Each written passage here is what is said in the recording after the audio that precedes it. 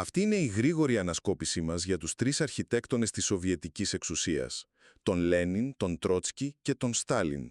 Πώς άραγε τρεις εντελώς διαφορετικές προσεγγίσεις κατάφεραν να διαλύσουν κυριολεκτικά μια αυτοκρατορία 1000 ετών και να χτίσουν το απόλυτο σοβιετικό κράτος.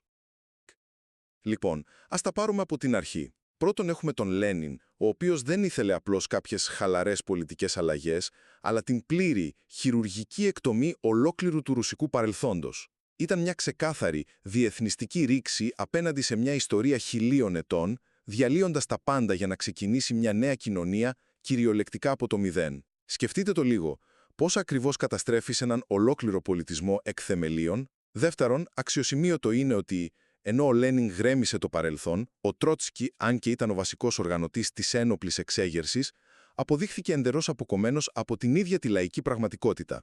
Η περίφημη θεωρία του για τη διαρκή επανάσταση επιβλήθηκε πάρα πολύ βία σε έναν λαό που, κακά τα ψέματα, δεν την κατανοούσε καν. Ποιο ήταν άραγε το τραγικό του λάθος?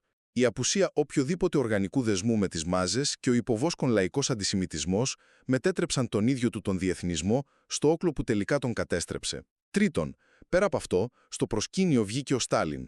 Σε πλήρη αντίθεση με τους άλλους δύο, ο Στάλιν ήταν ένας απόλυτα κοινικός, σκληρός πραγματιστής. Εγκατέλειψε τον διεθνιστικό ρομαντισμό, επιβάλλοντας τον σοσιαλισμό σε μία χώρα και καταπνίγοντας κάθε εθνική ταυτότητα για να πλάσει τον σοβιετικό άνθρωπο. Φανταστείτε την προσέγγιση του σαν μια καλοκουρδισμένη, αμήλικτη μηχανή. Εκεί η ιδεολογία έπαυσε οριστικά να είναι ένα ελπιδοφόρο όραμα και έγινε απλά ένα πρακτικό γρανάζι.